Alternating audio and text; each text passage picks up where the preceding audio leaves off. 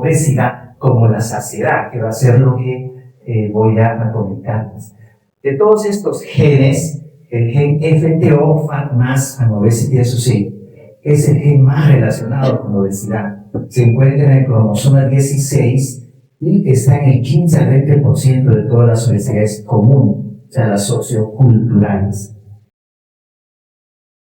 Cuando hacemos estudios de polimorfismo genético que relacionan esta obesidad sociocultural multifactorial para ver cuáles son las asociaciones, no se asusten por este esquema. Yo cuando lo vi no sabía si era por izquierda, derecha, arriba y abajo, pero los colores nos orientan.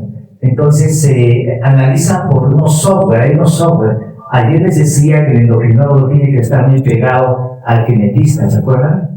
Y antes, cuando yo estudiaba, ¿no?, en el 2 de mayo, pero muchos años atrás, entonces conocí a una genetista que también la mencioné ayer en el Hospital del Niño, una alemana, que me fascinó muchísimo. Y después me di cuenta que sí era importante, pero eso ha evolucionado años luz.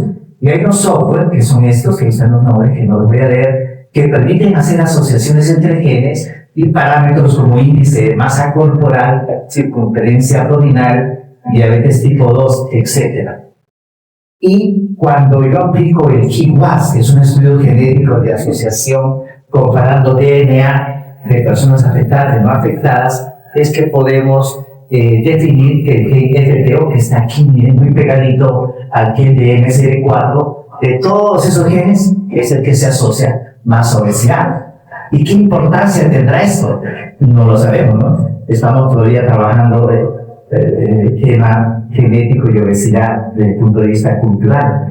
Pero si vamos a mirar cuáles son esas obesidades genéticas, tendríamos que acordarnos de la obesidad de pediatría, que cada vez más está en aumento la tipo sociocultural. Esa está demasiado creciendo, especialmente en México. Y les cuento porque mi hija está haciendo endocrinología pediátrica en México y ella me dice: papá, todas las semanas vemos obesos niños de 80, 90 kilos, de 6, 7 a 8 años de edad. Imagínense esas obesidades que hay en México, y con diabetes tipo 2, que los pediatras antes no sabían que existe diabetes tipo 2 en niños, ¿no?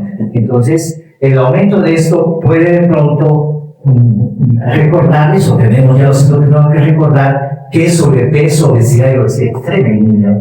Cuando son mayores de 2 años, se utiliza el CDC, ¿no?, que es de Estados Unidos, y un índice de masa corporal mayor o igual al percentil 85 define sobrepeso, y mayor o igual al percentil 95 obesidad.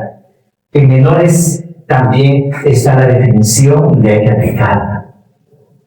¿A qué niños hay que hacerles un estudio genético? Entonces, a los niños con obesidad extrema de inicio temprano, antes de los 2 a 5 años. Ahí es que tienen que poner el target. Yo no sé si aquí en Piura haya endocrinólogos pediatras, doctor, y si acá hay endocrinólogos, sí, ¿no? Porque cuando yo me acordé no existían. Y cuando llegué a Colombia eran 4 gatos, ahora son 8 gatos, pero son poquitos. Entonces nosotros, los que nos formamos en la escuela de los mayores, nos tocar mirar todo esto de casualidad. A mí me tocó unos casos y les voy a presentar posteriormente. Estos niños tienen hiperplasia extrema, y tienen características sintomáticas de diferentes formas de síndromes dismórficos en pediatría. Pero bueno, ¿cuáles son entonces? ¿Cómo es la presentación clínica? Tenemos la obesidad monogénica, que es a la que me he dedicado yo más, la sindrómica, como el padre Willy, ¿no?, en la cual hay varias asociaciones genéticas, y la poligénica, que ya les he mencionado, que es la sociocultural. Vamos a iniciar con el padre Willy. Entonces quiero que miren este lado derecho, la frente, el puente nasal, la frente, ¿no?, algo estrecha, pero el puente nasal también, el estrabismo, los ojos almendrados y la obesidad del niño. Estos niños con síndrome de Prader-Willi tienen su asociación. Hay muchos, si ustedes entran en internet, hay varias formas de que los padres puedan chequear si sus niños tienen Prader-Willi. Y miren los criterios mayores y menores de esta enfermedad.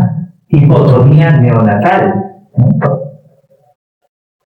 Hipotonía neonatal, ganancia de peso, ¿no?, entre los 12 meses y los 5 años, hiperfagia, retraso mental, baja talla y manos pequeñas. Yo me acuerdo de estos niños porque cuando iban a mi consultorio, se reunían debajo del escritorio, me sacaban los zapatos, no son hiperkinéticos, tienen el brazo mental, pero no te puedes pelear con el niño, al contrario, tienes que tener una manera de conquistarlo, un muñequito, una cosa, porque si no, el niño no te deja trabajar. Otro síndrome interesante es el Laurent-Mille, ¿no? Este no es muy común. Esta sí es monogénica, entonces ahora voy a empezar a trabajar un poco el tema de obesidad monogénica, que es algo que me dediqué por la anécdota que después les voy a contar.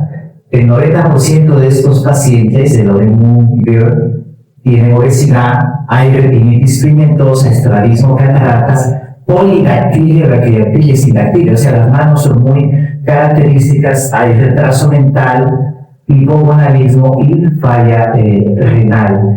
¿Por qué es importante para el endocrinólogo este síndrome? Porque ahora tenemos un medicamento, setmanotide, y que se está usando para varias obesidades genéticas, ¿no?, entre otras cosas, que el endocrinólogo debe conocer. Otra obesidad, pero esta sí ya es monogénica, ahora voy a entrar a la monogénica, es decir, obesidad de un solo gen, es la deficiencia del receptor 4 de melanocortina. Esta vía es importante, ¿no?, porque es la vía de señalización hipotalámica de leptina y melanocortina. Lo último que estoy trabajando sobre este eje es la relación de resistencia a la leptina y resistencia a la insulina. Ustedes saben, como endocrinólogo, que el niño y el adulto obeso tienen resistencia a leptina, pero simultáneamente tienen resistencia a insulina. ¿Cuál será la ligación entre estas dos situaciones? Es sumamente interesante investigar el tema. Bueno, estos niños con deficiencia MCD4 tienen obesidad también antes de los 2 años, hiperfagia, pero hay aquí aumento de la masa corporal magna y de la densidad mineral ósea. O sea, hay grasa aumentada, hay músculo aumentado y hay hueso aumentado, ¿no? Entonces es necesario en estos casos probablemente medir la composición corporal.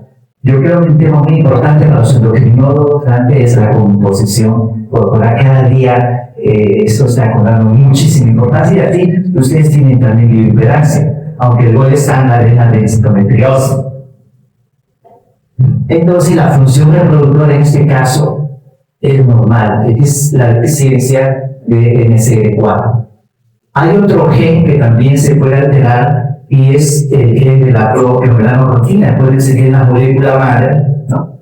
Y estos niños que padecen de esta enfermedad tienen también ganancia de peso antes de los 2 años, tienen hipotiroidismo, tienen falla renal, hiperfagia, son pelirrojos y la piel es muy pálida. Esta obesidad monogénica ha sido muy poco encontrada, hay menos de 10 pacientes en el mundo, ¿no? La ubicación está en este cromosoma, es autosómico recesivo. El neonato puede tener crisis de hipoglicemia, hiperbilirubinemia, también hay falla renal y el pelo rojo y la piel pálida. Entonces, este es el déficit de la propia melanocortina. Bueno, después voy a pasar los casos que yo estoy chequeando ahora, que son los déficits congénitos de leptina, que es lo que más he trabajado en los últimos años. Pero ahora sí hay que recordar algo, porque si no, hasta creo que a los endocrinólogos nos puede pasar, ¿no?, el Cushing y la acromegalia. Recordar que también se necesita, especialmente en la acromegalia, medición de composición corporal para saber si de verdad está aumentado la masa magra y el hueso versus la grasa, porque el índice de masa corporal en estos pacientes es de 25 a 30 más o menos.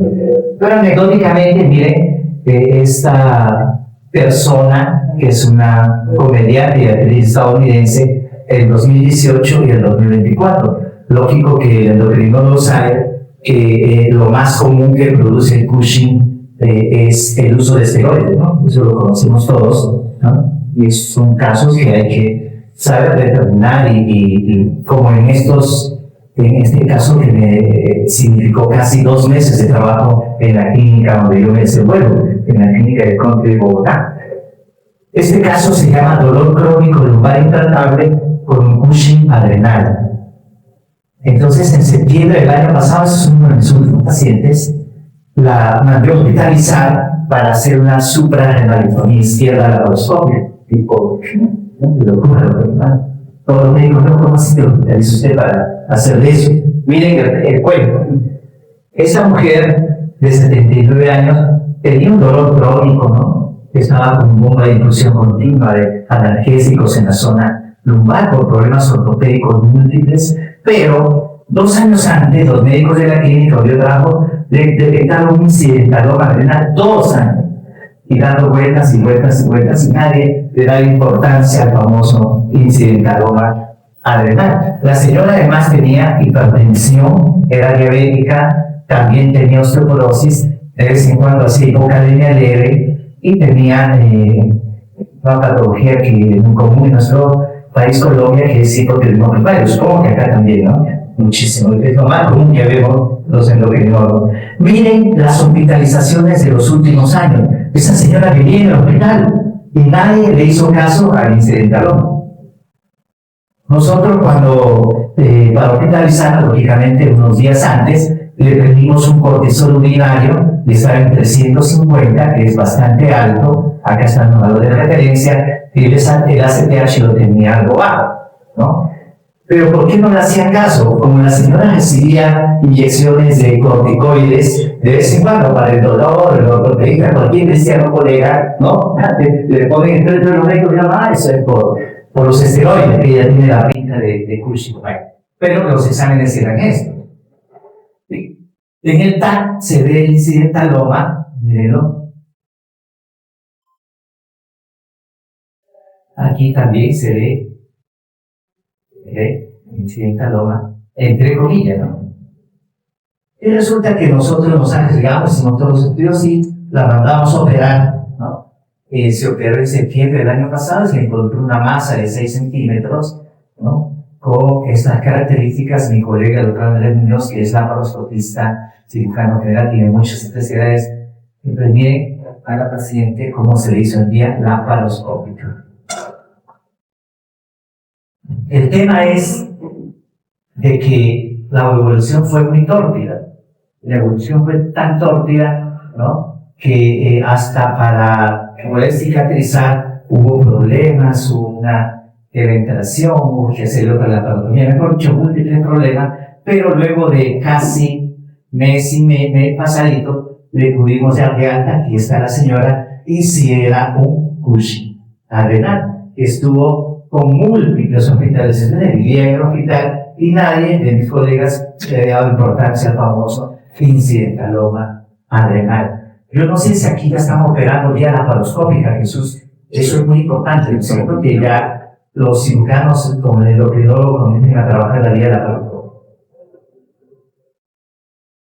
Bueno, esta es otra damita muy simpática, pero no les cuento el cuento, pero tiene también, ella sí tiene enfermedad de Cushing, ¿no? No tiene síndrome de Cushing, tiene enfermedad de Cushing. ¿Y cómo es que definimos este síndrome de Cushing? ¿No? Es una exposición crónica a elevación de glucocorticoides, que puede ser endógeno o exógeno, ¿no? Y es un diagnóstico retador. El Cushing es enigmático, es variable en su presentación clínica, predomina la morbilidad cardiovascular, ¿no? Incluso hay que hacer diagnóstico diferencial con el pseudo Cushing, que lo produce la depresión, el alcoholismo, el embarazo, ¿no? Etc. Es una enfermedad, yo la llamo la enfermedad reina del endocrinólogo. Para mí, el Cushing tiene todo lo que quisiera saber un endocrinólogo. Y la enfermedad, lógicamente, como todos sabemos, es cuando está ubicada en la zona hipoficiaria, ¿no? Es más frecuente en las mujeres, la edad habitual. Estas son las guías colombianas de Cushing que salieron en 2023. Entonces, la edad de diagnóstico. Pero miren, el paciente puede estar 2 a 10 años dando vueltas y no se diagnostica. hay que hacer 2 pruebas, ¿no? Para decir que tiene síndrome, por lo menos cortisol urinario, ¿no? Hay que hacer la prueba de supresión con dexametasona 1 miligramo, ahora el corte es 1.8 al día siguiente, y el cortisol salival a las 11 de la noche. O sea, si tienes 2 de tantas pruebas, ya puedes hablar de síndrome de Cushing. Posteriormente hay que medir ACTH, ¿no? Y ahora les voy a presentar otro caso que me llamó mucho la atención por lo siguiente, porque es mujercita, 32 años, ¿no? Y logró lo que yo no creía que iba a lograr. ¿Qué será? Vamos a ver.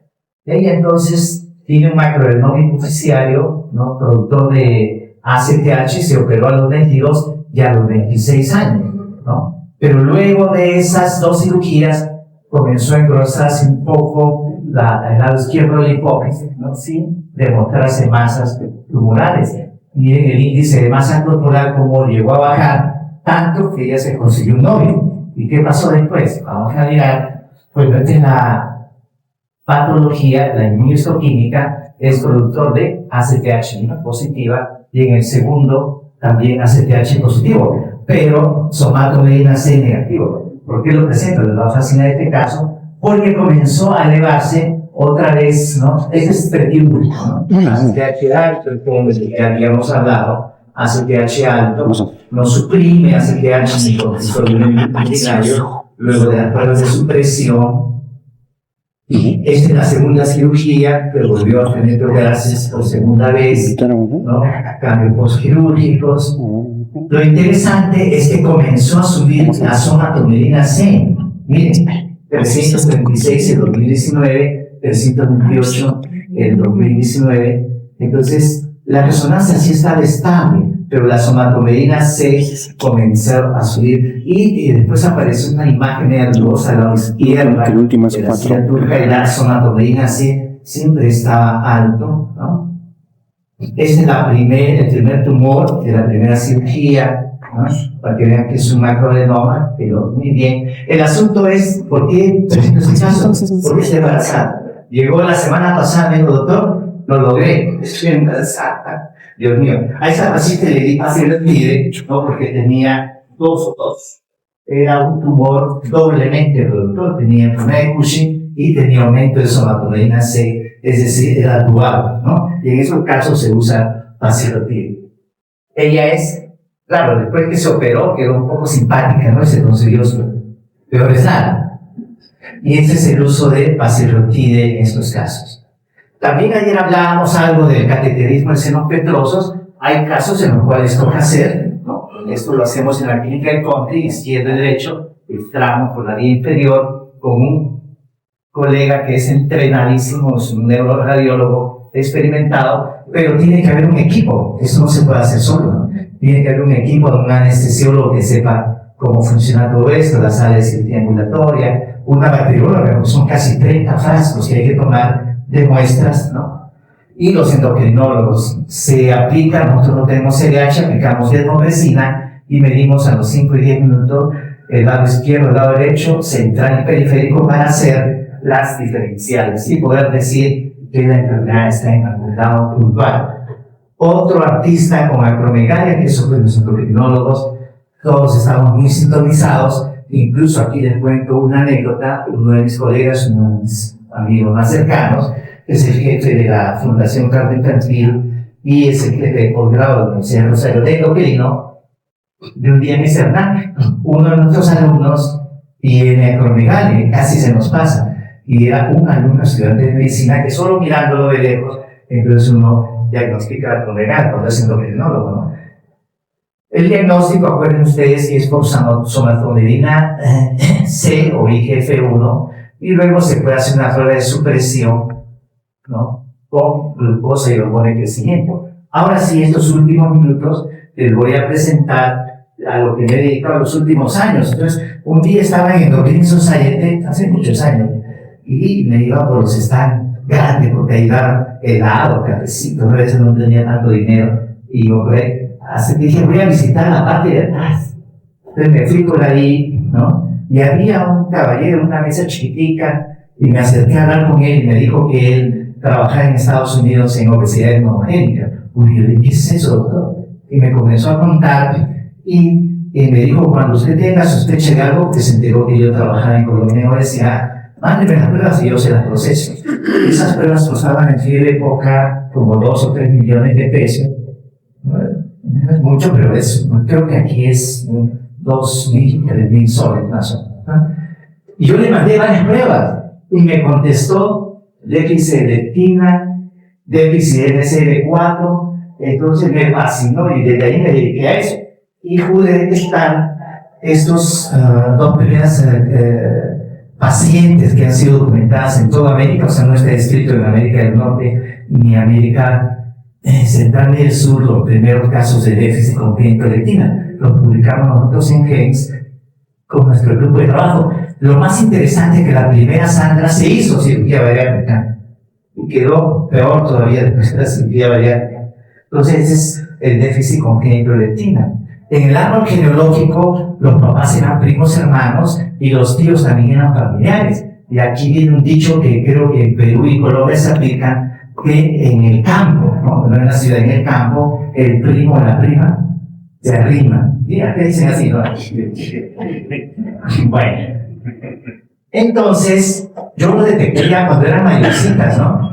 Cuando estaban trabajando en obesidad, tenían amenorrea, diabetes o prediabetes, y a la primera le hicieron la manga gástrica, ¿no? Estas 2 son las niñas, y se pudo describir esta mutación puntual en un aminoácido, el gen de leptina, increíble. O sea, cuando me dediqué a esto, yo mismo, ¿no? Tal la anécdota que me dijo uno de los compañeros de investigación, doctor, mira, leptina y una, es que la leptina en estos casos está abajo, para diferenciar la obesidad genética, pues hay un receptor de leptina donde está algo, ¿no? Cuando tú quieres checar estos 2 síndromes que producen obesidad genética, cuando tienes déficit congénito de leptina, no funciona la leptina está baja. En cambio, en la falla del receptor, que también da obesidad, la leptina está alta.